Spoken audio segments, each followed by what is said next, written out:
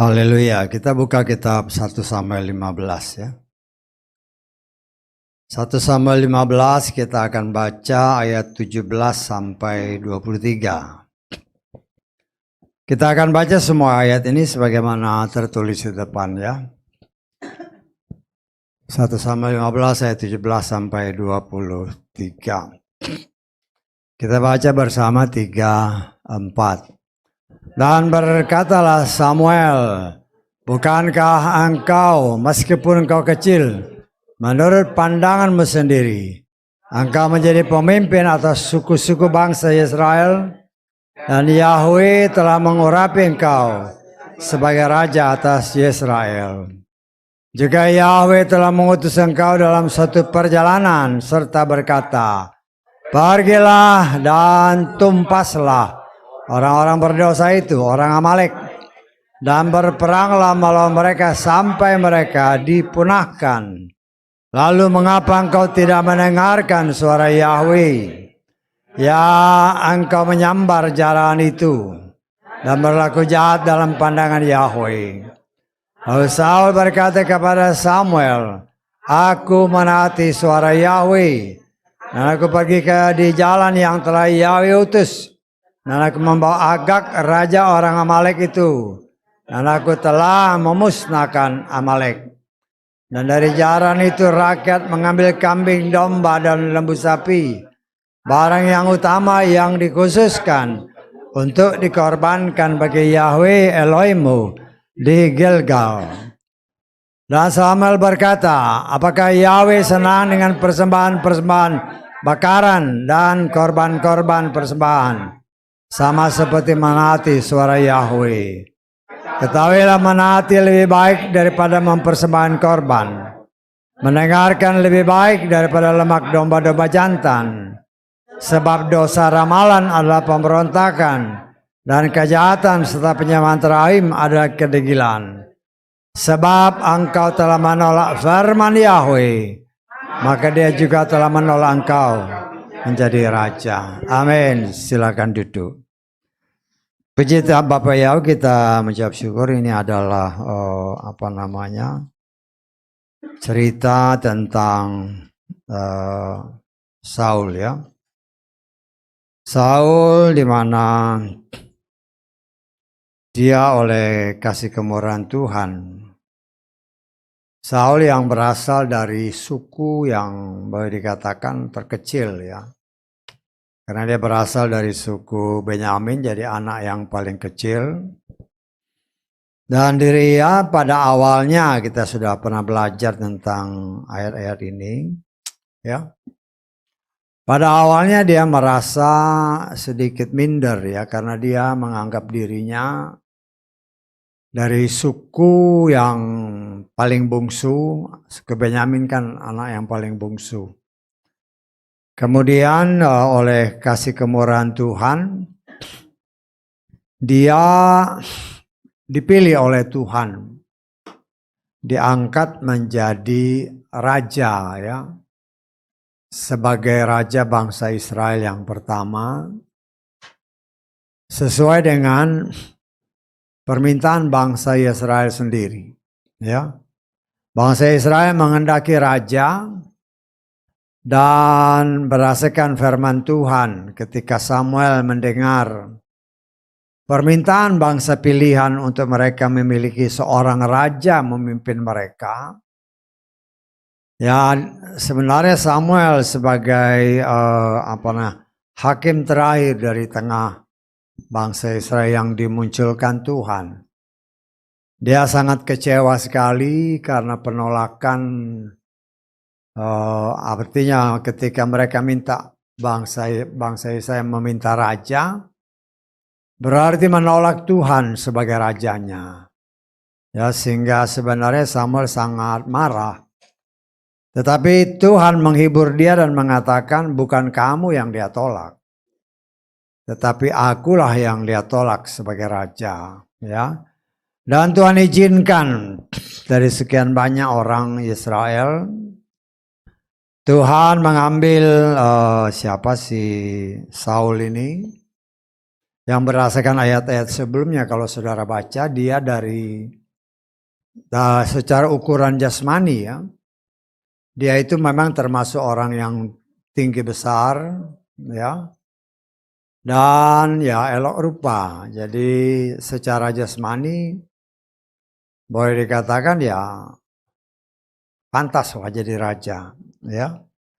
Jadi pada awalnya dia merasa minder, tetapi setelah ditetapkan Tuhan menjadi raja, dia mulai memimpin bangsa ini. Pada awalnya ya baik-baik aja, ya. Pada awalnya baik-baik, tetapi kemudian mulai timbul setelah beberapa waktu berjalan, mulai timbul pemberontakan, ya. Tanpa dia sadari itu merupakan suatu pemberontakan. Jadi ayat-ayat yang kita baca tadi itu pemberontakan yang boleh dikatakan pemberontakan yang kedua terhadap firman. Pemberontakan yang pertama ketika Samuel memerintahkan kepada Saul ya untuk menunggu dia sebelum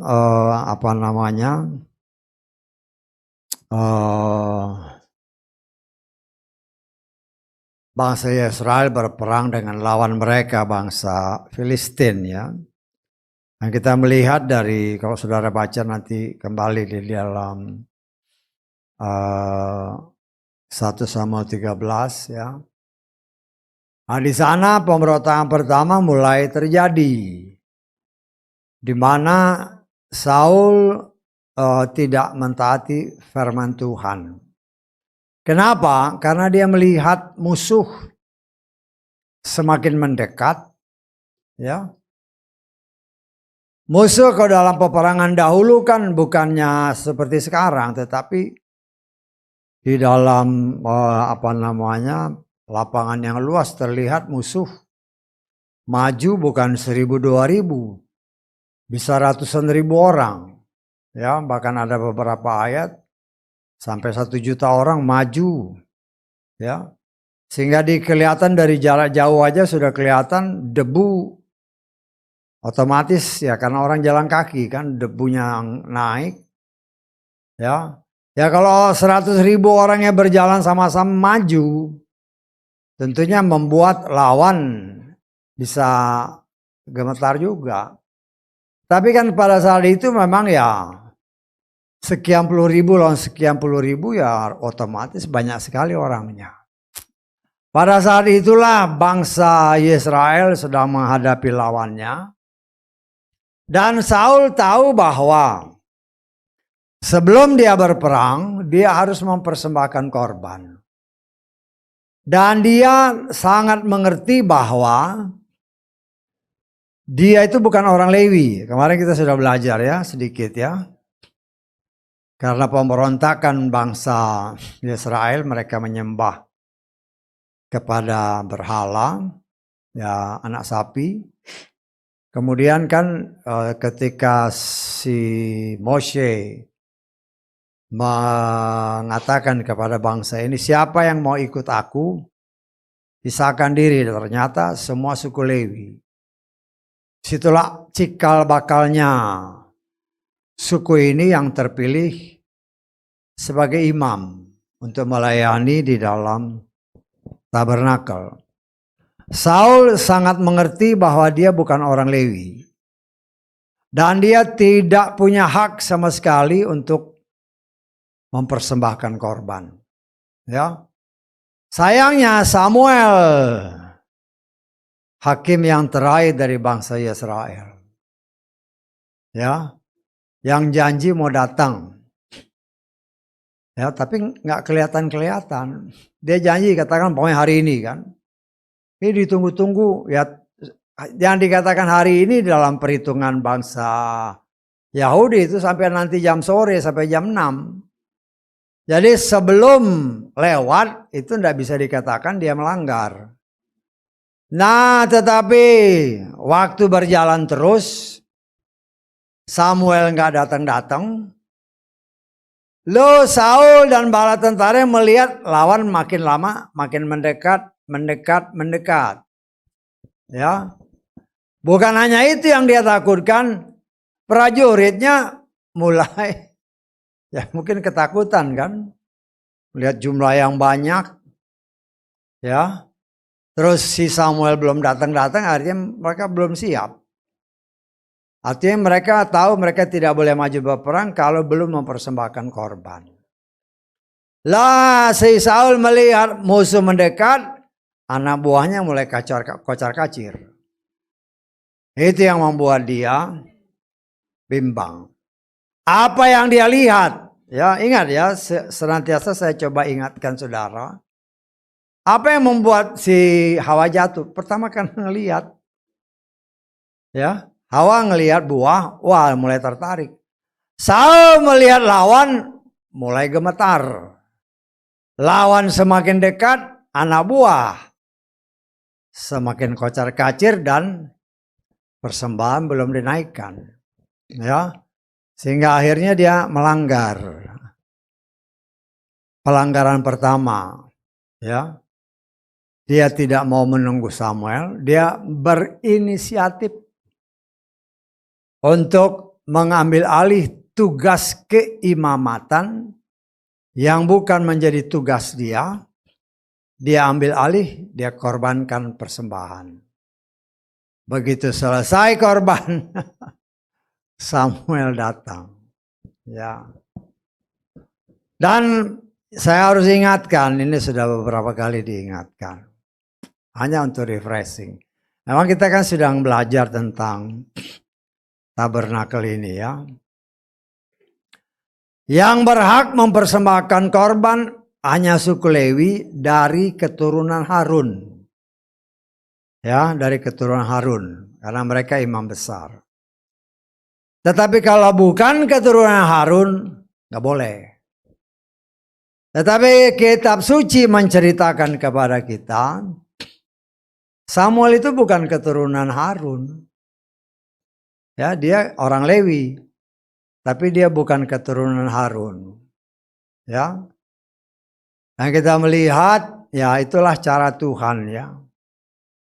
Ketika mamaknya minta kepada Bapak Yahweh untuk mendapatkan anak, nah oleh kemurahan Tuhan lahirlah si Samuel. Berdasarkan janji mamaknya si siapa? Si Hana ya. Si Hana ya dia dipersembahkan Tuhan, dipersembahkan mamaknya untuk ada di dalam bait suci. Ya walaupun dia bukan keturunan imam besar. Dan anak itu sejak dia lepas tetek gitu kan, di apa istilahnya sih, disapi ya. Kalau disapi itu kan masih kecil berarti kan, sekitar 3 tahun, 4 tahun. Ya. Dan karena dia janji sama Tuhan, dia lepaskan anak ini. Ya. Hidup di tengah para imam. Ya. Dan di situ dia melihat ya pekerjaan-pekerjaan imam. Dan disitulah juga Tuhan memperkenalkan dirinya kepada si Samuel ini. Karena imam besar yang pada waktu itu ada yaitu Eli dan keturunannya juga memberontak terhadap firman. Sehingga ya sesuai dengan apa yang pernah kita pelajari, Eli itu juga dibinasakan Tuhan dengan semua anak-anaknya. Dengan cara Tuhan sehingga Samuel inilah. Ya Tuhan punya hak ya. Memang Tuhan yang berkata hanya keturunan imam besar yang boleh mempersembahkan korban. Tetapi kan dia yang bikin undang-undang. Undang-undang dasarnya kan dia yang bikin. Kalau dia yang bikin, dia bisa merubah, dia bisa mengaturnya. Dan karena kesalahan daripada Eli sang imam besar dan semua keluarga dimusnahkan. Nah, Samuel inilah berdasarkan firman Tuhan yang diangkat Tuhan untuk melanjutkan pelayanan sebagai seorang imam besar. Sehingga Samuel ini yang diberi hak diberi otoritas oleh Tuhan untuk menghakimi umat Israel, dan dia berhak untuk mempersembahkan korban walaupun dia bukan keturunan yang membesar. Jadi kadangkala ada kekecualian, ya. Tetapi kekecualian itu terjadi karena Tuhan punya hak untuk mengaturnya. Karena ada sesuatu hal yang terjadi, ya, dalam kasus ini Eli memberontak, anak-anaknya memberontak, tidak menghormati Tuhan, mereka dibinasakan oleh Tuhan. Samuel yang memang sejak kecil sudah diserahkan ibunya kepada Bapak Yahweh, Tuhan mengangkat anak ini sebagai imam pengganti. Ya. Dan Saul tahu dia itu bukan keturunan Lewi, dia tidak punya hak sama sekali untuk mempersembahkan korban. Tetapi karena ketakutan, ya, apa yang dia lihat membuat dia takut, dia memaksakan diri untuk melaksanakan tugas keimamatan. Itu pelanggaran dia yang pertama, ya. Kemudian terjadilah dengan apa yang telah kita baca tadi, pelanggaran yang kedua. Tuhan bilang musnahkan semua suku, apa suku Amalek, ya. Musnahkan semua ini. Ya. Ya, dia berperang. Dia kalahkan bangsa Amalek. Menurut dia, seperti apa yang dia katakan tadi, ya, dia berbicara, kan.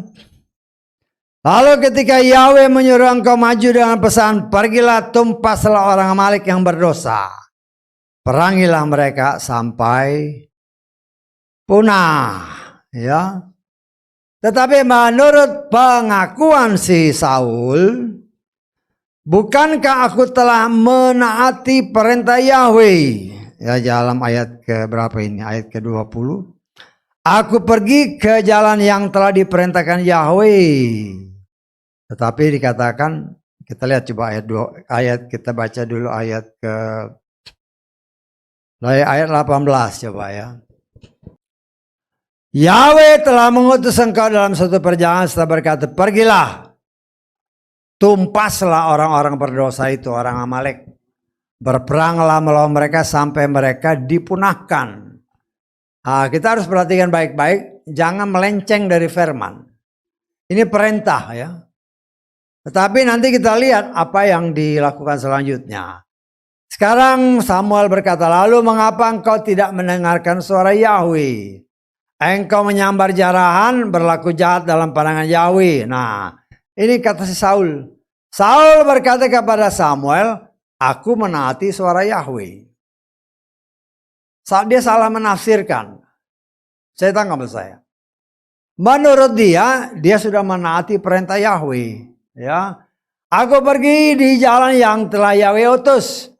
Nah, tanpa sadar dia mengungkapkan sendiri, aku membawa Agag raja orang Amalek itu.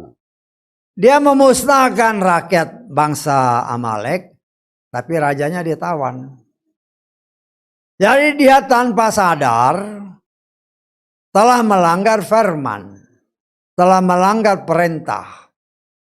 Nah, banyak orang seperti ini. Kalau sudah perhatikan seperti kesaksian tadi, kan. Banyak orang salah dalam menafsirkan firman Tuhan. Menurut mereka, ya, banyak orang sekarang mempraktekkan seperti ini tanpa mereka sadar. Kan perintah Tuhan musnahkan bangsa Amalek. Artinya dari rajanya sampai rakyatnya, sampai semua harta miliknya dimusnahkan. Tetapi kenyataan yang dia lakukan, memang dia berperang dengan bangsa Amalek ini. Tapi rajanya dia nggak bunuh. Terus binatang-binatangnya tidak dia bunuh. Dengan alasan seperti apa yang kita baca tadi. Ini barang jarahan untuk dipersembahkan kepada Bapak Yahweh. Kelihatannya bagus, tetapi dia sudah melanggar perintah Tuhan. Ya. Kita belajar di sini, saudaraku yang dikasih oleh Bapa Yahweh, untuk seperti apa yang Yesua atau ayat kita baca ayat 22. Samuel berkata, apakah Yahweh senang dengan persembahan-persembahan bakaran dan korban-korban persembahan sama seperti menaati suara Yahweh? Ketahuilah menaati lebih baik daripada mempersembahkan korban. Saul orang yang tidak taat, ya, dalam mempraktekkan firman Tuhan seutuhnya. Ya, dia taat perang musnahkan bangsa ini. Menurut dia sudah musnahkan, tetapi jelas rajanya dia nggak bunuh. Ya, kemudian jarahannya dia rampas. Alasannya ini buat korban persembahan. Secara akal manusia, hebat dia nih. Tetapi dalam pandangan Tuhan sebagaimana apa yang kita baca, itu tetap pelanggaran. Ya, jadi di sini saudaraku, sehingga akhirnya keluar pernyataan Bapa Yahweh di dalam ayat ke-23 ini. Ayat 23 kita lihat ya. Sebab dosa ramalan ada pemberontakan dan kejahatan serta penyembahan terafim adalah kedegilan. Sebab engkau telah menolak firman Yahweh, maka dia juga telah menolak engkau menjadi raja. Apa yang kita pelajari di sini, ya, Saul adalah orang yang diurapi Tuhan. Pada waktu zaman itu, Samuel mendapatkan kepercayaan dari Tuhan untuk mengurapi dua raja pertama Israel. Yang pertama si Saul, yang kedua si Daud. Ya. Tetapi kita sudah belajar, walaupun sama-sama minyak urapan, ya, tetapi wadahnya berbeda. Si Saul diurapi pakai minyak, minyaknya sama, tetapi wadahnya beda. Kalau si Saul pakai buli itu dari barang-barang kayak keramik gitu ya. Tetapi si Daud dari tanduk. Dan barang-barang ini kalau dilempar begitu, keramik pasti pecah. Tetapi tanduk tidak akan pecah. Itu membuktikan karakter dari dua pribadi. Walaupun diurapi sama Tuhan melalui nabinya. Ya. Tetapi namanya karakter. Ya. Itu bisa menentukan apakah mereka mempergunakan urapan itu dengan benar atau tidak. Ya. Nah, kita melihat di sini saudaraku yang dikasih oleh Bapa Yahweh. Seperti yang seringkali disingkapkan belakangan ini ya. Apa yang dahulu terjadi sekarang pun terjadi. Ya. Banyak orang yang menamakan diri umat Tuhan tetapi tidak mentaati firman Tuhan seutuhnya. Sehingga timbullah tambah kurang firman Tuhan. Saul kelihatannya melakukan firman sesuai dengan pengakuannya. Tetapi tanpa dia sadari dia sendiri mengungkapkan bahwa dia nggak bunuh si raja yang harusnya dia bunuh. Dia tidak musnahkan hewan-hewan yang seharusnya dimusnahkan. Ya. Dan disinilah kita melihat bagaimana kita juga harus belajar bahwa Tuhan yang saudara dan saya sembah, Tuhan yang tidak berubah. Dahulu, sekarang sampai selamanya. Ya. Apa yang dilakukan Saul, ya, orang yang diurapi, Itu pun dilakukan oleh mereka yang menamakan diri anak-anak Tuhan. Yang juga sudah diurapi. Hanya bedanya dulu pakai minyak, dikepret gitu dituangin minyak. Oh, sekarang dipenuhi dengan Roh Kudus. Ya. Dipenuhi dengan Roh Kudus. Roh Kudus bertakhta di dalam hati orang-orang yang percaya kepadanya. Tetapi kita melihat ya, saudara dengar kayak kesaksian tadi kan. Biasanya kalau lagi berhasil, ya lupa sama Roh Kudus. Nanti udah mentok, ini kan tadi kesaksian kan. Udah mentok baru ingat, waduh Roh Kudus. Ya, tetapi itulah baiknya Tuhan bagi anak-anaknya. Dia ingatkan, Roh Kudus. Jangan lupa sama Roh Kudus. Begitu minta tolong Roh Kudus, langsung terbuka semua jalan. Ya. Dan itulah yang saat ini terjadi dalam kehidupan kita. Banyak anak-anak Tuhan zaman sekarang ini, ya, termasuk kita di sini ya, yang mempunyai karakter ya mirip-mirip si Saul itu. Mirip-mirip Saul. Ya. Lah kita firman Tuhan berkata, segala sesuatu yang ditulis itu berguna bagi saudara dan saya yang hidup pada zaman ini. Ya.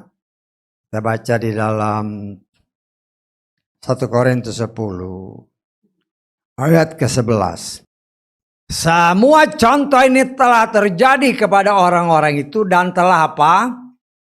Dituliskan sebagai peringatan bagi kita yang untuk siapa?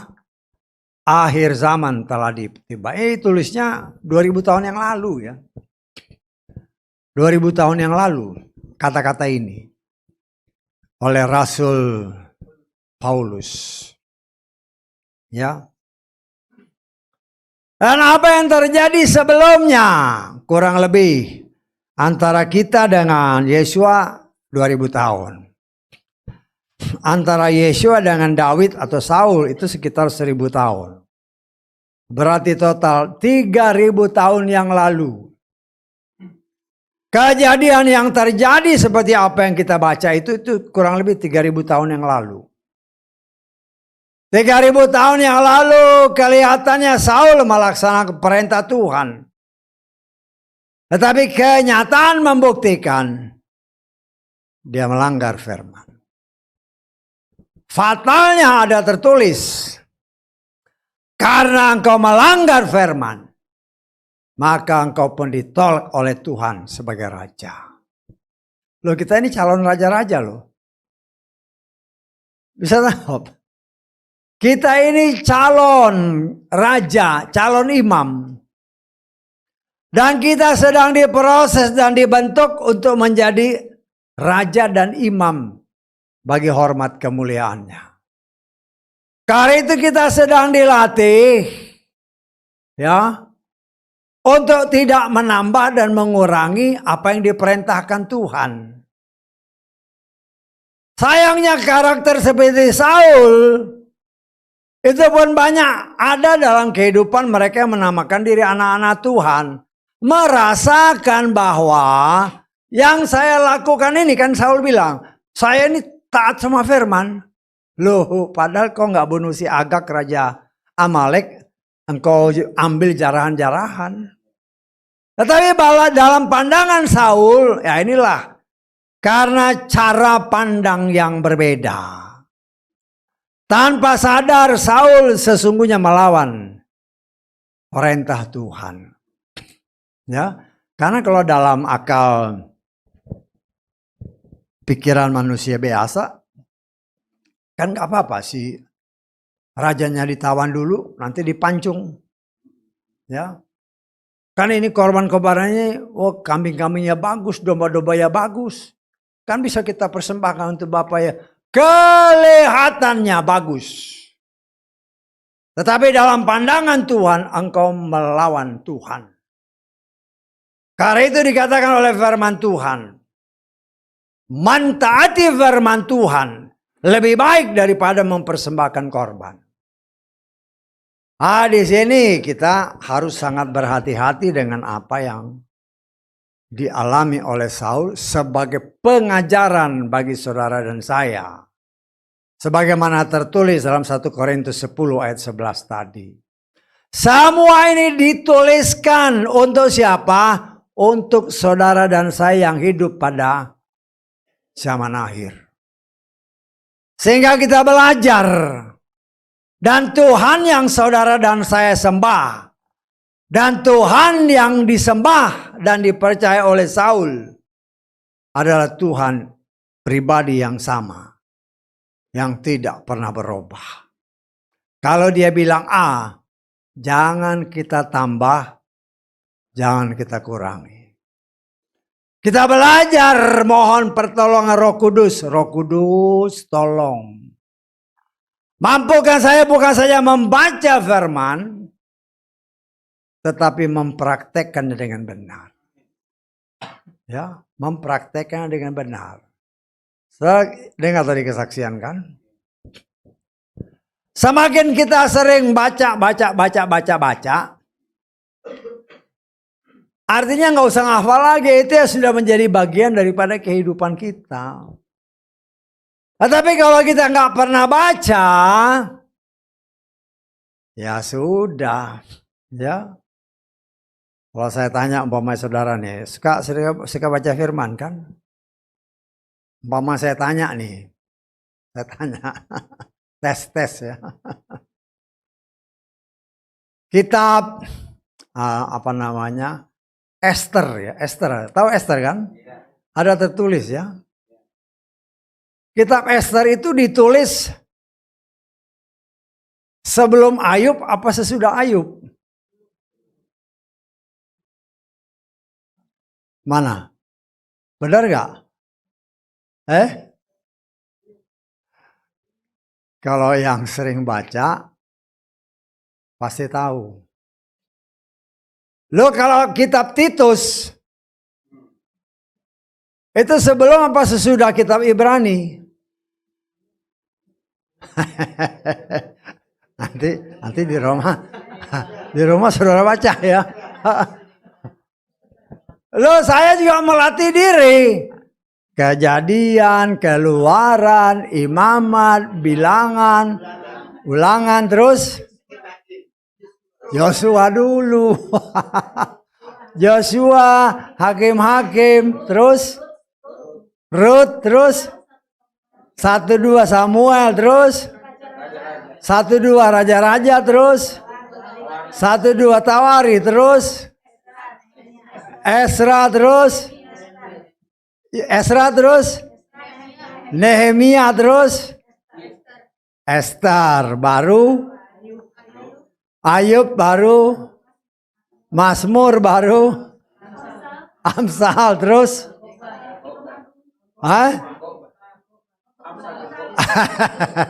Pengkhotbah, Kidung Agung, terus Yesaya, Yeremia, Ratapan, baru Yeskiel, baru Daniel, Hosea, Yoel, Amos, jangan dibaca.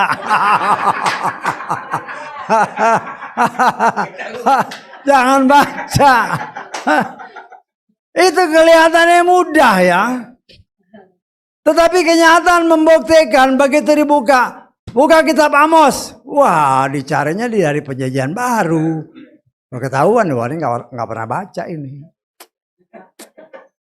Ya sekali-sekali kan dites gini bagus. Cuman ya ada juga yang langsung lihat. Hati-hati ya, saya ya kadang-kadang di tes begini kan bagus juga. Nanti di rumah dipraktekkan 39 sama 27 jumlahnya 66. 66 itu hubungannya semua dengan kitab-kitab yang kita pelajari, dengan pengajaran-pengajaran ini. Setan itu licik. 6 dia tambahin 6. Betul nggak? Jadi itulah kita lihat betapa licik si setan. Inilah yang mempengaruhi Saul. Aku kan sudah praktek. Bener. Rajanya nggak kau bunuh. Aku mendengar suara kambing, itu di mana? Ya, dan kita melihat di sini 2 kali kesalahan fatal yang dibikin oleh si Saul. Ya. Memang dia berbicara, nanti kalau saudara baca sampai ayat-ayat selanjutnya, aku berdosa, ampuni aku. Tapi dia nggak ngomong sama Bapak Yahweh, ampuni aku Tuhan, nggak ada ayatnya. Memang dia minta ampun sama si Samuel. Tetapi dia seharusnya datang kepada Bapak Tuhan, ampuni aku. Sama seperti Daud. Daud itu beda, walaupun dia berdosa. Tetapi dia datang kepada Tuhan, dia minta ampun. Merendahkan diri sehingga dari mulut atau pemazmuran yang dia utarakan. Berbahagialah orang yang dosanya ditutupi oleh Tuhan. Itulah si Daud. Daud yang dalam arti namanya secara umum adalah yang dikasihi. Saudaraku yang dikasihi oleh Bapa Yahweh, kita melihat karena salah dalam mempraktikkan firman, hanya mengartikan dengan caranya sendiri, akhirnya Saul ditolak oleh Tuhan. Ya, ditolak oleh Tuhan. Karena menurut anggapan Tuhan, dia memberontak terhadap firman. Karena itu dikatakan kan, lebih baik mentaati daripada engkau mempersembahkan korban. Gak ada gunanya kau persembahkan korban, tetapi hatimu busuk. Jauh daripada mentaati firman. Kenapa? Berdasarkan pengakuan-pengakuan sebelumnya. Ya, aku takut melihat musuh, melihat orang-orang yang sudah pergi. Takut melihat orang-orang ini kan menjarah. Ya mungkin dia ngancam juga si Saul ini kan. Biar aja kami ambil. Oh, ini kan namanya orang berperang, dia bunuh-bunuh orang itu kan jiwanya jiwa pembunuh. Bunuh orang, bunuh si Saul juga dia nggak takut. Ya. Dan itulah yang membuat dia juga ketakutan. Akhirnya dia biarkan rakyatnya ya menjarah. Kenapa dia takut? Dia lupa Roh Kudus. Dia lupa bahwa dia sudah diurapi. Dia lupa bahwa dia punya kuasa untuk menguasai anak buahnya. Dan itu memang harus dia lakukan. Dan itulah yang seringkali terjadi saat ini. Ya, banyak orang, termasuk mereka yang menamakan diri pelayan-pelayan Tuhan. Ya, karena takut kehilangan jemaat. Takut kehilangan jemaat, yang khotbahnya yang jangan yang keras-keras, pakai hikmat dong. Ya, pakai hikmat supaya jangan menyakiti hati orang. Kalau kau ngomong bukan karena firman, ya memang bisa menyakiti hati orang. Tetapi kalau firman yang kau nyatakan, dan firman itu berasal dari Tuhan, itu tanggung jawab kita sebagai pelayan Tuhan, harus berani menyatakan. Karena itu seorang ataupun pelayan-pelayan Tuhan, sebagai seorang nabi-nabi Tuhan, katakanlah sebagai Yesaya, dikatakan oleh firman Tuhan, kita baca Yesaya 53 ayat 1. Siapakah yang telah percaya kepada pemberitaan kami? Kepada siapakah lengan Yahweh telah dinyatakan? Ya, siapa yang percaya? Padahal dia ini salah seorang nabi yang dipakai Tuhan dengan sangat luar biasa. Ya, tetapi dia sendiri mengatakan, siapa yang percaya kepada pelayanan kami? Loh, jangan kayak Yeshua, Bapa Yahweh sendiri yang turun sebagai Yeshua. Mereka tidak percaya. Ya. Kita sebagai anak-anak Tuhan, kita juga harus mempunyai pikiran Hamasia. Kita sebagai anak-anak Tuhan berkewajiban menjadi terang di tengah-tengah dunia yang dikuasai oleh si kegelapan. Menjadi bintang-bintang yang terang yang memancarkan kemuliaan Tuhan di tengah kegelapan dunia. Untuk memperlihatkan situasi dan kondisi yang sebenarnya yang harus kita lakukan. Ya, kalau kita hidup di dalam terang, kita bisa melakukan segala sesuatu dengan baik. Tetapi kalau hidup dalam kegelapan, apa yang bisa kita kerjakan di dalam kegelapan? Ya. Karena itu Tuhan mau kita menjadi terang supaya kita dapat memperlihatkan kepada dunia apa yang seharusnya kita lakukan untuk menyenangkan hati Tuhan yang telah menciptakan saudara dan saya. Ya, jangan kita mempunyai pikiran sama seperti Saul. Aku kan sudah mentaati firman. Tetapi dalam pandangan Tuhan engkau sudah memberontak terhadap firman. Nah, kita belajar, kita belum tentu lebih baik dari Saul. Bisa ditangkap? Saudara dan saya belum tentu lebih baik dari Saul. Saul itu diurapi. Ya, tetapi karena hidup pergaulannya, dia menjauh dari Tuhan. Menjauh dari terang. Akhirnya hidup dalam kegelapan. Dia setelah ribut-ribut dengan Samuel itu kan, dia nggak mau lagi dekat dengan Samuel. Ya, akhirnya ya dia tidak mendapatkan pancaran kemuliaan Tuhan. Kalau sudah tahu kita memang mungkin berbuat dosa, jangan tetap tinggal dalam kegelapan. Datanglah mendekat kepada Tuhan, memohon belas kasihan Tuhan sehingga kita dipulihkan. Tetapi apa yang dilakukan oleh Saul, kalau saudara baca ini, ya, ketika Samuel mati pun dia nggak menghadiri. Ya sudah, dia lupain aja. Akhirnya nanti, nah ini juga yang banyak dilakukan orang sekarang. Samuel udah mati, baru dicari-cari. Datang dia ke dukun, nyari Samuel. Orang udah mati dicari-cari. Orang udah mati yang dilakukan banyak orang sekarang, oh ditangis-tangisin. Waktu dia hidup kok nggak datang-datang. Dia udah mati baru kau nangis-nangis, meraung-raung. Ya, kan banyak kejadian seperti itu kan. Tetapi itulah karakter manusia.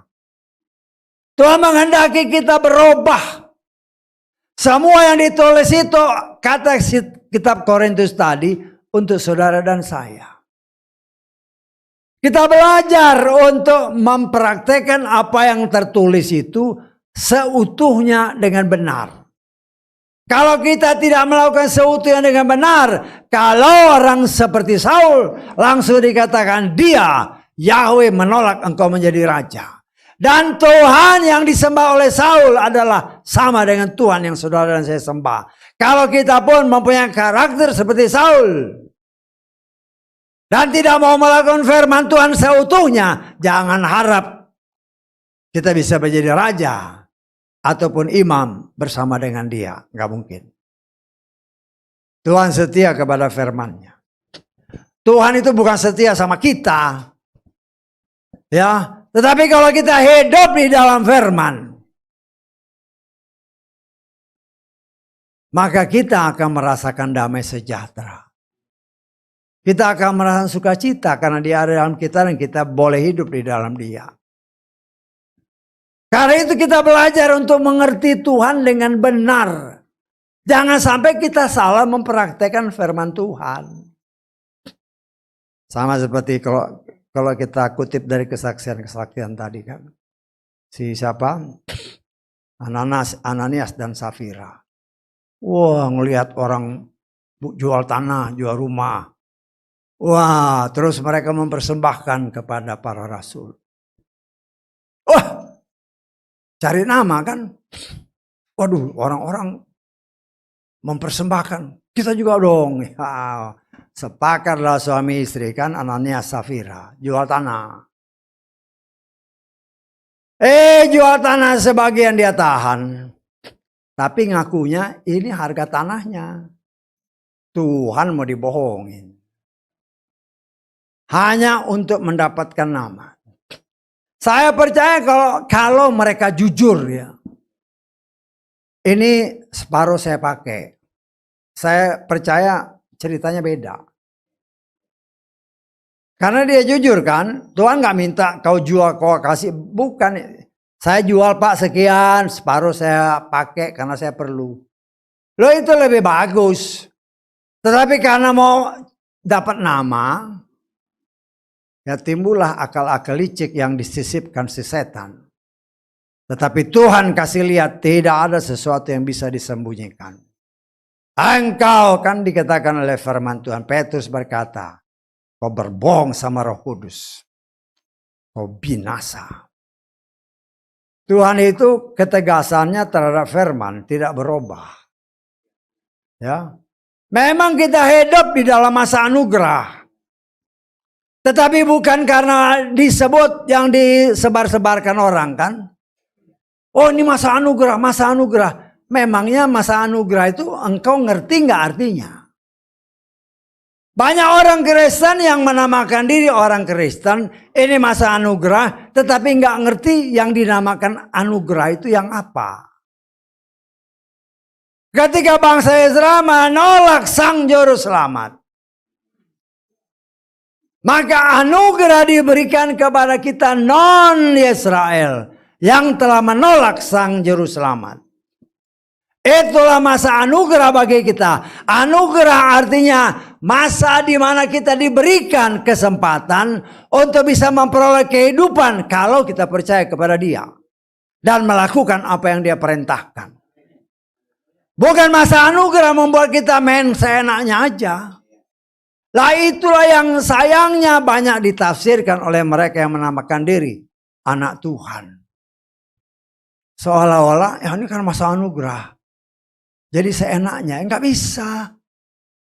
Engkau kan dosa itu pelanggaran terhadap firman.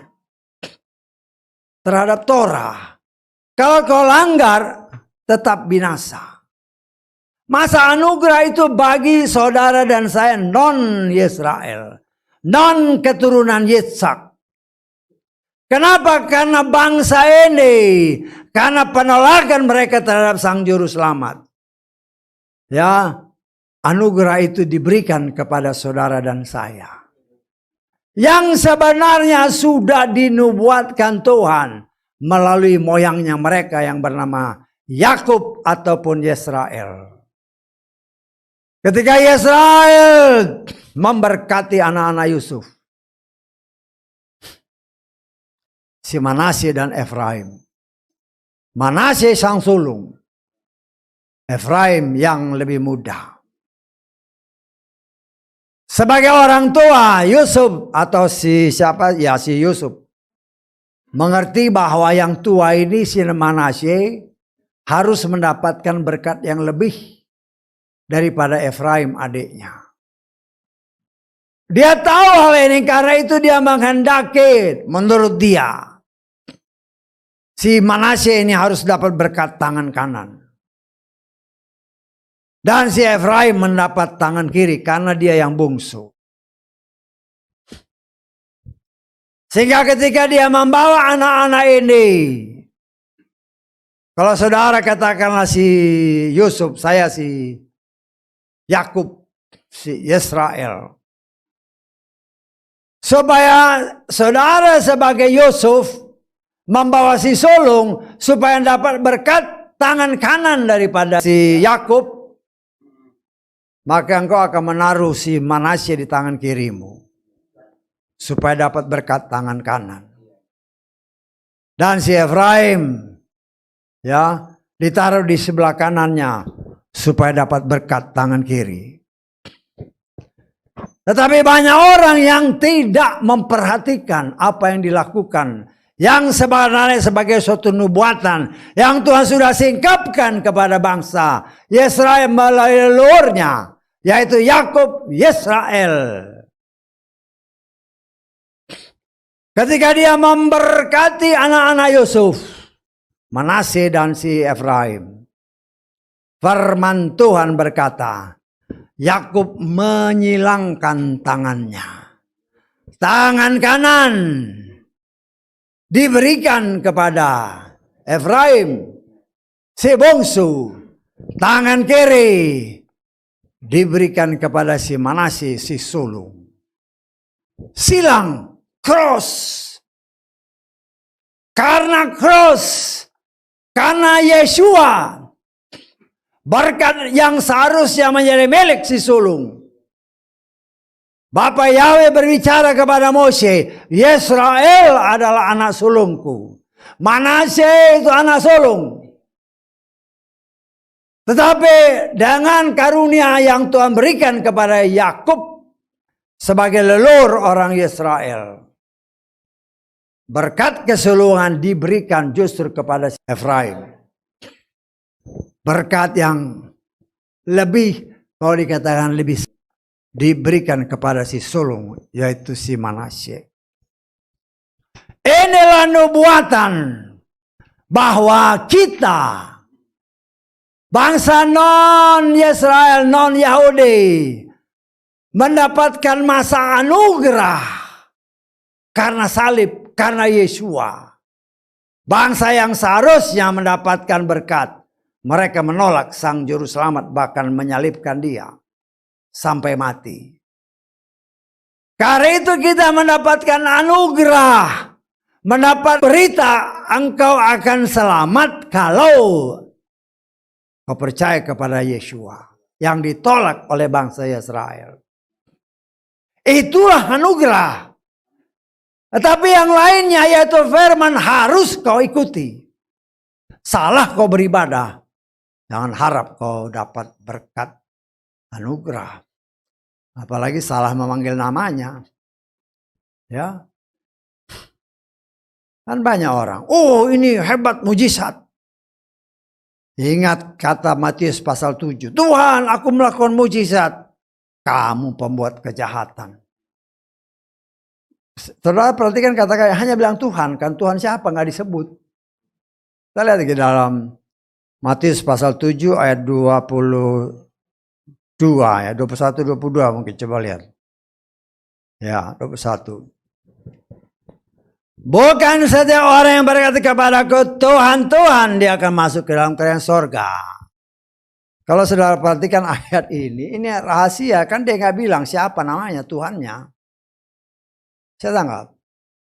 Tuhan, Tuhan, dia akan masuk ke dalam kerajaan sorga, melainkan dia yang melakukan kehendak Bapakku yang di sorga. Tuhannya siapa? Ya, kan kitab Korintus pasal 8 ada banyak Tuhan. Tuhan siapa yang kau sebut? Oh, tapi mujizat terjadi. Dokon pun masih bikin mujizat. Setan kuasanya belum dicabut. Karena itu pada saat nanti sebagaimana tertulis dalam kitab Wahyu, setan si nabi palsu ini patung dia bisa bikin bicara. Bisa ngomong. Ya namanya nabi palsu. Berarti dia pakai juga nama yang palsu.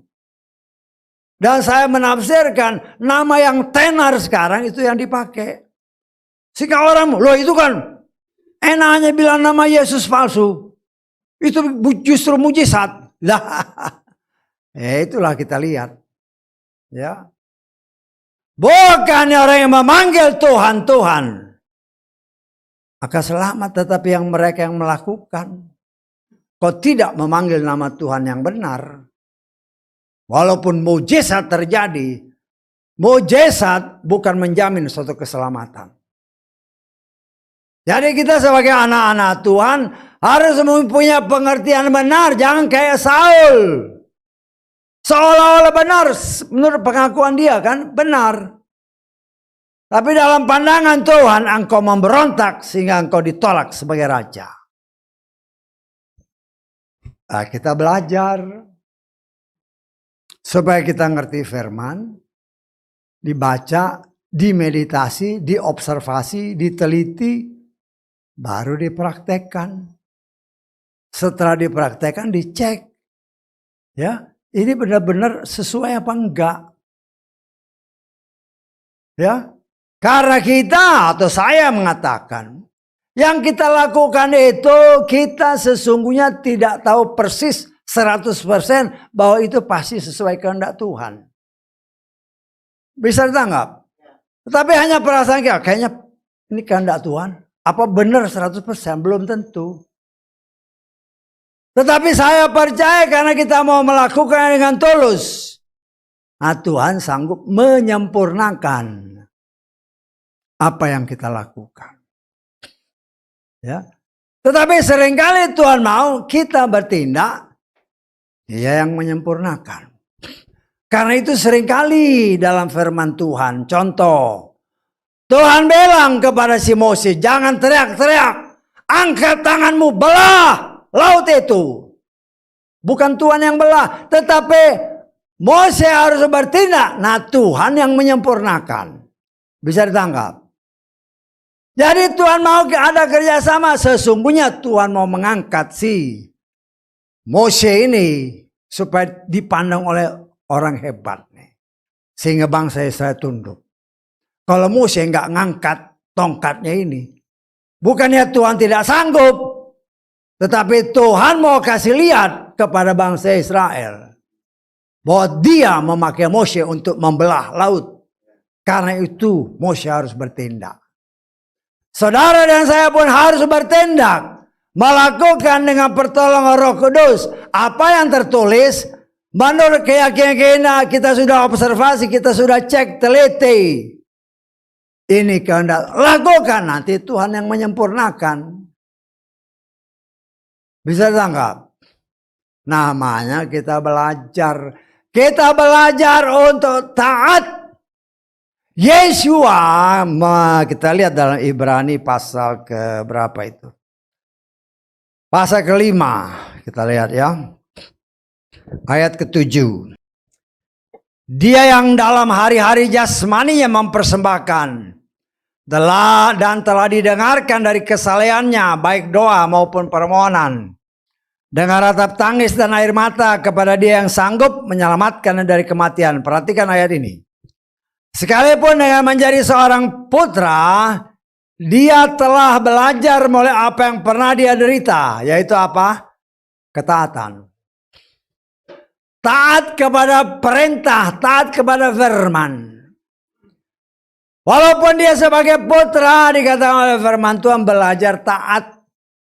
Dia mau memperlihatkan kepada saudara dan saya, engkau dan saya pun ada tertulis, engkau adalah anakku. Karena itu kita belajar taat sebagaimana tertulis. Supaya jangan sampai kita salah dalam mempraktekkan firman. Dan apa yang tertulis dalam firman Tuhan, walaupun banyak orang yang sudah diurapi seperti Saul, masih juga sering kali atau beberapa kali dia salah menafsirkan firman. Kenapa? Ya bisa aja dia tidak tulus di dalam mau menjalani kehendak Tuhan. Kenapa? Karena dia melihat lingkungan dan lebih ketakutan dengan lingkungan. Dengan situasi dan kondisi yang ada di sekeliling. Kita belajar dan kita diajar terus menerus oleh firman Tuhan. Ya, untuk bisa taat.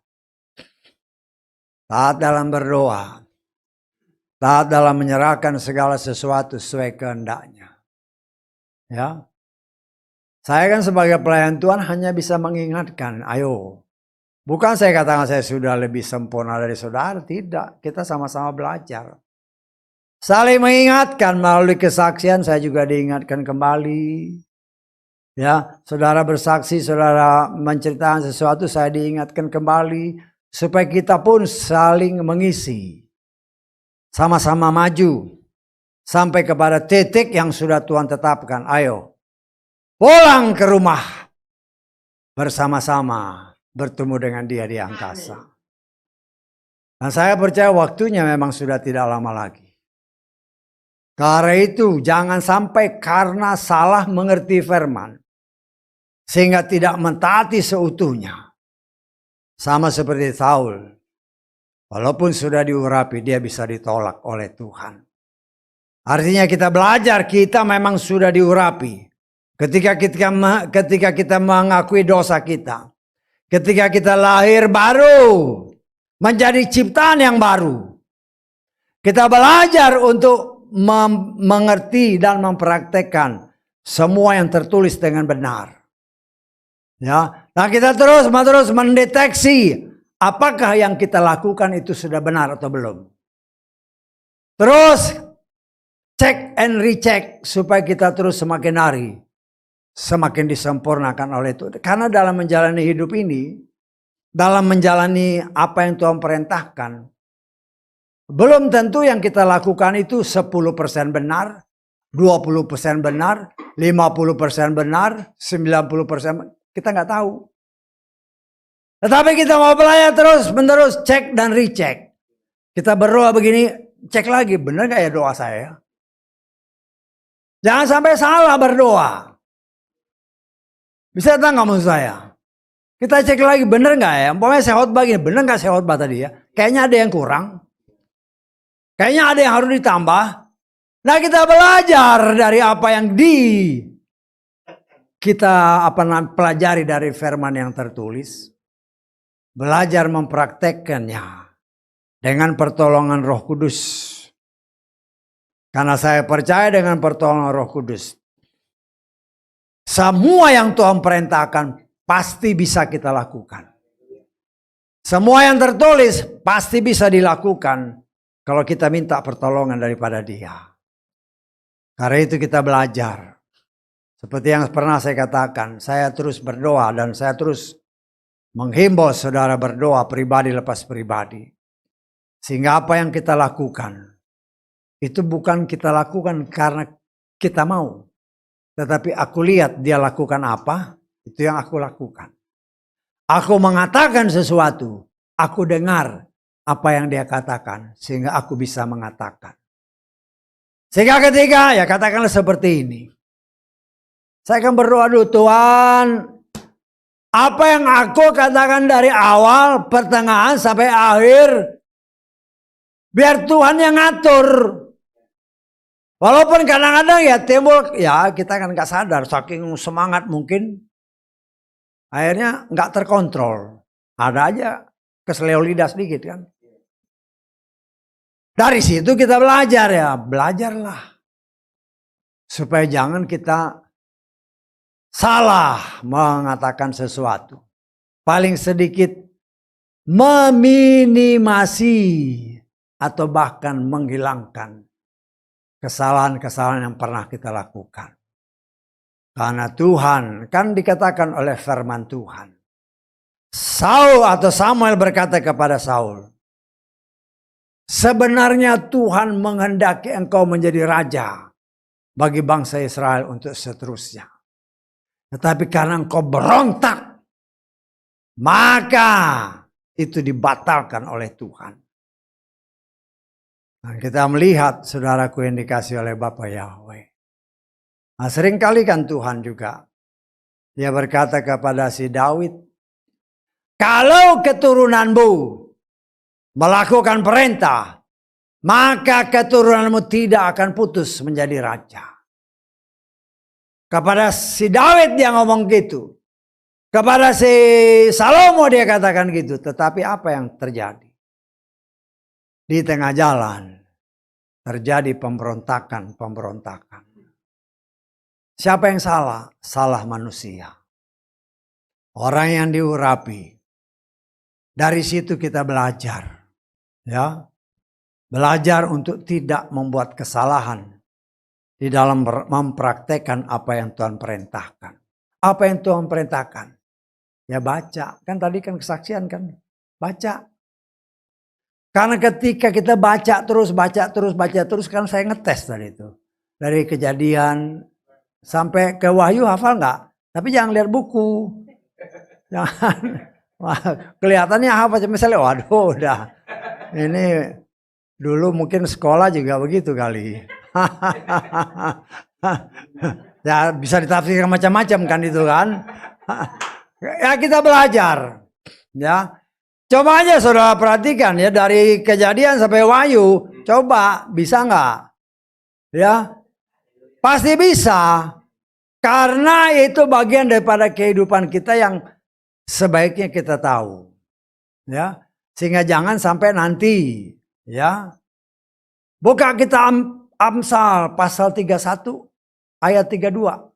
Coba saudara buka. Coba buka Amsal 31 ayat 32. Enggak ada. Tapi kan orang cari sibuk kan cari. Padahal enggak ada ayatnya. Tetapi kalau kau tahu, enggak jadi masalah. Ya karena itu mari kita sama-sama maju. Apa yang kita baca tadi menjadi suatu pengajaran. Jangan mengartikan firman Tuhan menurut pengertian sendiri. Sama seperti Saul. Karena dia mencoba melakukan sesuai dengan pengertiannya sendiri. Akhirnya dia ditolak. Dan kita lihat akhir hidupnya. Orang yang diurapi Tuhan. Kalau dia menyangkali Tuhan. Dua contoh. Saul bunuh diri. Yudas bunuh diri. Ya. Karena itu kita belajar. Jangan kita menipu diri kita sendiri di dalam mempraktekkan firman. Ya, kita mungkin bisa nipu diri sendiri, tapi Tuhan tidak bisa kau tipu. Tapi belajarlah jujur, dan Tuhan akan pasti menolong saudara dan saya. Memampukan kita, bukan saja membaca, bukan saja mengerti, tetapi terlebih mempraktekkan firman itu sesuai kehendaknya. Haleluya, amin. Mari kita bangkit berdiri.